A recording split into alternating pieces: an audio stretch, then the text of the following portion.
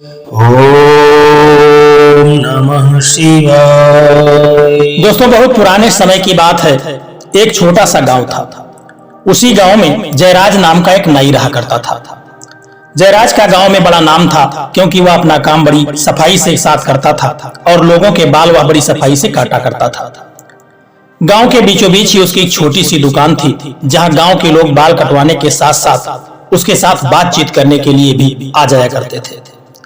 जयराज की जो पत्नी थी उसका नाम था बिमला, जो अपनी चतुराई के लिए पूरे गांव में प्रसिद्ध थी।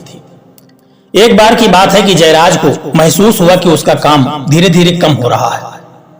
उसकी आमदनी घट रही है और इस आमदनी में उसके घर का खर्चा जो है वह चलने वाला नहीं है। गांव के लोग अब दूसरे नाइयों के पास जाने लगे थे, जिससे उसकी आमदनी कम पड़ने लगी थी। फिर जयराज परेशान हो गया कि अब घर का खर्चा कैसे चलेगा। तब उसने अपनी पत्नी बिमला के साथ यह बात साझा की। उसकी पत्नी बिमला ने उसकी बात बड़े ध्यान से सुनी और कुछ देर विचार करने के बाद अपने पति से कहा कि तुम्हें बाल काटने के तरीके में थोड़ा सा बदलाव करना चाहिए। हो सकता है कि तुम्हारा तरीका ग्राहकों को पसंद नहीं हो। ग्राहकों को कुछ खास अनुभव देने की कोशिश करो, जिससे सब ग्राहक फिर से तुम्हारी दुकान पर आ जाएंगे। दोस्तों, इस तरह से जयराज को शुरुआत में हिचकिचाहट तो हुई, लेकिन फिर उसने अपनी पत्नी बिमला की बात मानने का निश्चय कर लिया। और अगले दिन जब पहला ग्राहक आया तो जयराज ने नए अंदाज में उसके बाल काटे और उसके साथ हंसी मजाक भी किया, जिससे यह नया तरीका ग्राहकों को बहुत पसंद आने लगा। इस तरह से धीरे धीरे उसकी दुकान फिर से चलने लगी और उसकी दुकान पर अब भीड़ लगने लगी थी। लेकिन कहानी यहीं खत्म नहीं होती है। उसी राज्य का एक राजा था जिसने जयराज की चर्चा बहुत सुनी थी। उसकी सफाई और उसके हाथों की तारीफ बड़ी सुनी थी। उसने अपने महल में उसे बुलाने का निश्चय किया। हालांकि राजा के साथ एक समस्या थी। उसकी दाढ़ी बहुत लंबी और घनी और जटिल थी, जिसे कोई भी ठीक से नहीं काट पाता था। जयराज इस काम से घबरा गया, क्योंकि अगर वह राजा को खुश नहीं कर पाया तो यह उसके लिए मुसीबत बन सकता था। फिर बिमला ने उसे दिलासा देते हुए कहा कि तुम सिर्फ अपना काम अच्छी तरह से करना, बाकी जो कुछ भी होगा मैं संभाल लूंगी। ऐसे ही अगले दिन राजा का संदेश आया कि जयराज को सुबह सुबह महल में हाजिर होना है। तब जयराज बहुत घबराया हुआ था, लेकिन बिमला ने उसे ढांढस बंधाया और कहा कि तुम वही करना जो मैंने कहा है, बाकी की चिंता मत करो। इस तरह से अगले दिन जयराज अपनी पत्नी बिमला की बातों को मन में लिए हुए राजा के महल में पहुंच गया। जब उसने राजा की दाढ़ी देखी तो उसकी सांसें थम गईं। इतनी घनी दाढ़ी को देख करके उसे लगा कि इसे काटते काटते तो उसकी सारी उम्र बीत जाएगी। लेकिन पत्नी बिमला ने उसे खास तरह से समझाया था और हिदायत दी थी, और उसने हिम्मत करके अपना काम शुरू कर दिया। जयराज ने राजा की दाढ़ी को सहज करने के काटने की कोशिश की, लेकिन दाढ़ी इतनी उलझी हुई थी कि उसकी कोशिशों का कोई असर नहीं हुआ।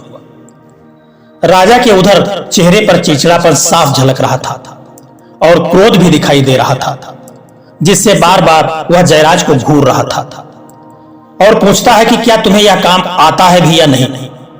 तभी जयराज को समझ नहीं आ रहा था कि वह क्या करे। लेकिन तभी उसे अपनी पत्नी बिमला की बात उसे याद आ गई, जो चलते वक्त उसने कहा था अपने पति से। उसने राजा से कहा कि हुजूर, आपकी दाढ़ी तो बड़ी शानदार है और अनोखी भी है। मुझे थोड़ी विशेष तैयारी करने की जरूरत है। इस दाढ़ी को ठीक से संवारने के लिए मुझे एक विशेष प्रकार का औजार चाहिए, जो सिर्फ मेरी पत्नी के पास है। उसे लाने में थोड़ा विलंब जरूर लगेगा, लेकिन जब वह आ जाएगा तो आपकी दाढ़ी बड़ी अच्छी तरीके से कटाई हो जाएगी इसकी। दोस्तों, तभी राजा ने यह सुनकर के बड़ी हैरानी के साथ पूछा और खुश भी हुआ। उसने सोचा कि उसकी दाढ़ी वाकई में बहुत खास है, तभी तो इसे काटने के लिए विशेष तैयारी की आवश्यकता है। फिर उसने जयराज को वहां से जाने की अनुमति दी और कहा कि जाओ, अपनी पत्नी से वो औजार लेकर के जल्दी आओ।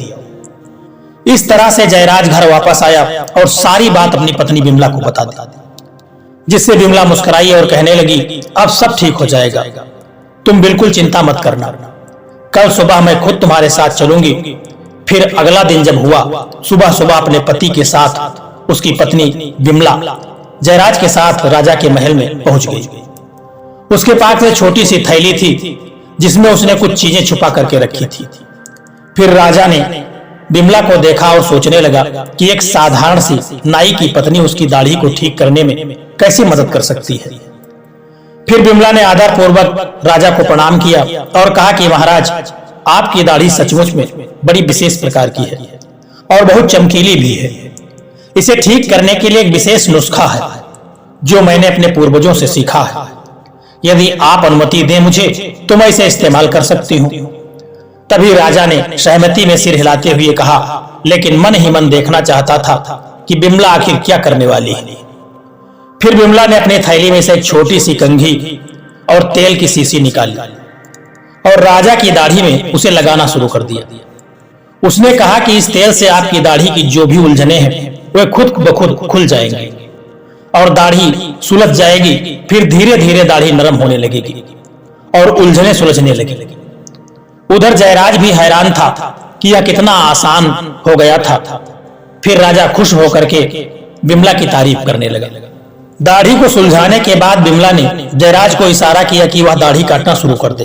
दोस्तों, जयराज ने बिमला को दी हुई कंघी और तेल का इस्तेमाल करके दाढ़ी को पूरी तरह से सुलझा लिया और बड़ी ही अच्छी तरीके से उसे काटने लगा। फिर राजा का चेहरा संतोष से भर गया क्योंकि उसकी दाढ़ी पहले से कहीं अधिक खूबसूरत दिखाई दे रही थी। जयराज ने बड़ी सावधानी पूर्वक राजा की दाढ़ी को वैसा ही रूप दिया जैसा वह चाहता था। फिर काम पूरा होने के बाद राजा ने हंसी मजाक में बिमला से कहा, तुम्हारी चतुराई ने मुझे हैरान कर दिया है। शायद ही कोई तुमसे अधिक समझदार हो, लेकिन बताओ, क्या तुम इतनी चतुर हो कि कुछ मेरे और सवालों का जवाब दे सकती हो?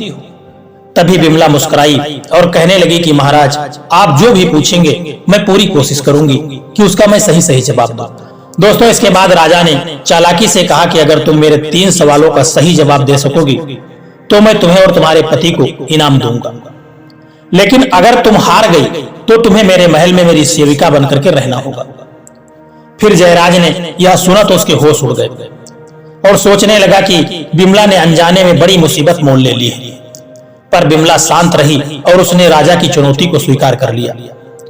दोस्तों, फिर राजा ने पहले सवाल के बारे में सोचा और फिर कहा कि हे बिमला, मेरा पहला सवाल है कि इस दुनिया में सबसे तेज दौड़ने वाली चीज क्या है? तभी बिमला कुछ देर सोचती है और फिर कहती है कि महाराज, सबसे तेज दौड़ने वाली चीज इंसान की सोच है। सोचने की गति इतनी तेज होती है कि वह एक पल में किसी भी जगह पहुंच सकती है। न कोई घोड़ा, न कोई हवा, न कोई जानवर सोच से तेज दौड़ सकता है। मन और सोच की गति एक जैसी होती है। यही आपके पहले सवाल का जवाब है। फिर राजा उसके जवाब से बड़ा प्रभावित हुआ, पर उसने इसे जाहिर नहीं होने दिया।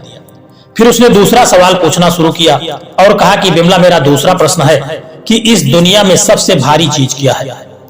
तभी बिमला ने थोड़ा विचार किया और कहने लगी कि महाराज, सबसे भारी चीज इंसान का वचन है। जब कोई वचन देता है तो उसे निभाना सबसे कठिन होता है। वचन का बोझ बहुत भारी होता है क्योंकि उसे तोड़ना आपकी इज्जत और ईमानदारी को तोड़ने के समान होता है।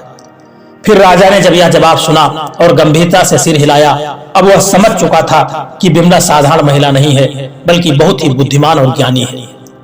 फिर उसने तीसरा और अंतिम सवाल पूछा कि हे बिमला, मेरा तीसरा प्रश्न है कि इस दुनिया में ऐसी कौन सी चीज है जिसे हर इंसान चाहता है पर कोई पूरी तरह से उसे पा नहीं सकता? तभी बिमला मुस्कुराई और कहने लगी कि महाराज, हर इंसान को संतोष चाहिए पर उसे कोई पूरी तरह से कभी नहीं पा सकता। इंसान की इच्छाएं कभी खत्म नहीं होती हैं। एक चीज यदि वह पा लेता है तो दूसरी की लालसा शुरू हो जाती है। संतोष वह चीज है जो सबको चाहिए पर पूरी तरह उसे हासिल करना संभव है। तभी राजा यह सुनते हुए हैरान रह गया और उसने कभी नहीं सोचा था कि बिमला इतने बुद्धिमान के तरीके से जवाब देगी। वह अपनी हार मानते हुए कहने लगा कि तुमने मेरे तीनों प्रश्नों का उत्तर सही सही दिया है। अब मैं वादा करता हूं कि तुम्हें और तुम्हारे पति को एक बड़ा इनाम दूंगा। राजा ने अपनी हार को स्वीकार किया और जयराज और बिमला को महल के भीतर अंदर ले गए। फिर महल की भव्यता को देख करके जयराज और बिमला दोनों हैरान थे, लेकिन बिमला के चेहरे पर एक संतोषजनक मुस्कान थी। राजा ने उन्हें दरबार में बैठने का आदेश दिया और कहा कि तुम दोनों ने अपने हुनर और बुद्धिमानी से मुझे बहुत प्रभावित किया है। अब मैं वादा करता हूं कि मैं तुम्हें बड़ा इनाम दूंगा जिसके तुम असली हकदार हो। फिर राजा ने अपने सेवकों से कहा कि वह खजाने से सोने की एक थैली लेकर के आए। दोस्तों कुछ ही देर में एक सेवक सोने की भरी हुई सिक्कों की से एक थैली लेकर के आया और राजा ने उसे बिमला और जयराज को सौंपते हुए कहा, यह तुम्हारी मेहनत और चतुराई का इनाम है। लेकिन सिर्फ इतना ही नहीं, अब से तुम्हारे परिवार के पास इस गांव में जो भी जमीन तुम चाहो वह तुम्हारी होगी।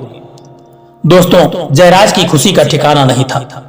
उसे इतनी बड़ी इनाम की कभी कल्पना भी नहीं हुई थी। वह अपनी पत्नी बिमला की ओर देखता हुआ मुस्कुरा रहा था। बिमला ने राजा का आभार प्रकट किया, लेकिन उसकी चतुराई यहीं पर खत्म नहीं हुई। उसने बड़ी ही विनम्रता के साथ कहा कि महाराज, आपका यह इनाम हमारे लिए बहुत बड़ी बात है, लेकिन मैं एक और विनती करना चाहती हूँ आपसे। तभी राजा ने पूछा कि कहो क्या बात है। तब बिमला ने कहा कि गांव में कई लोग हैं जो बहुत गरीब हैं। उन्हें दो वक्त की रोटी भी मुश्किल से नसीब होती है। उनका पेट सही से नहीं भरता और उनकी जिंदगी बड़ी कठिनाई से भरी हुई है।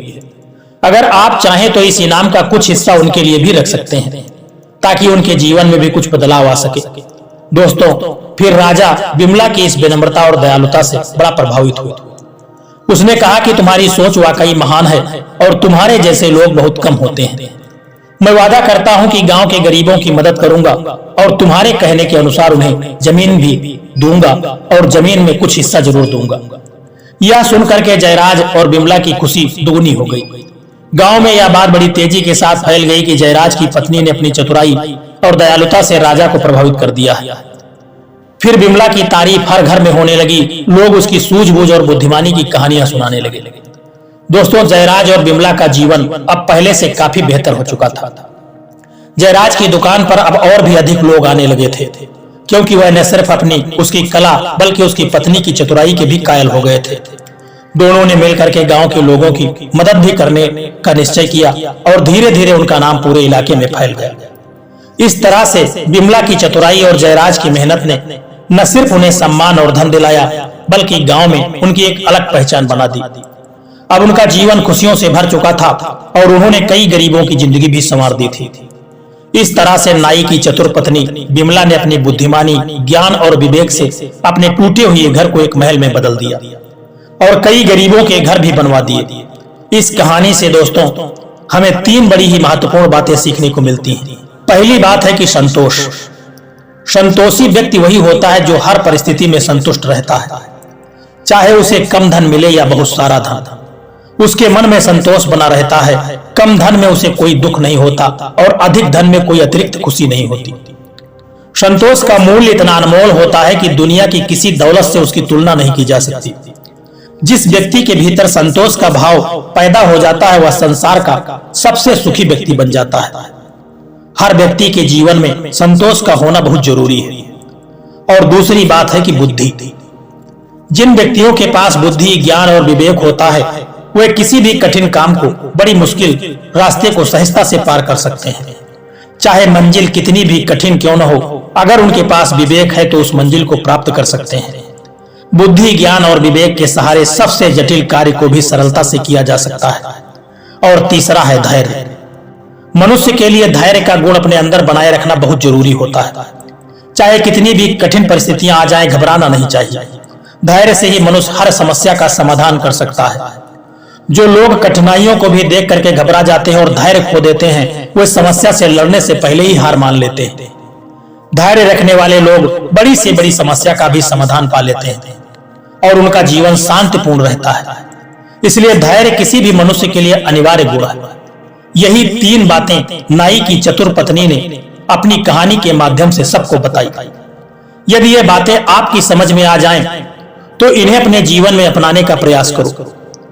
दोस्तों यह कहानी आपको कैसी लगी है एक प्यारा सा कमेंट करके जरूर बताना।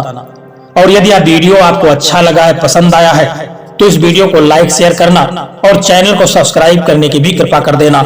जय श्री कृष्णा, राधे राधे।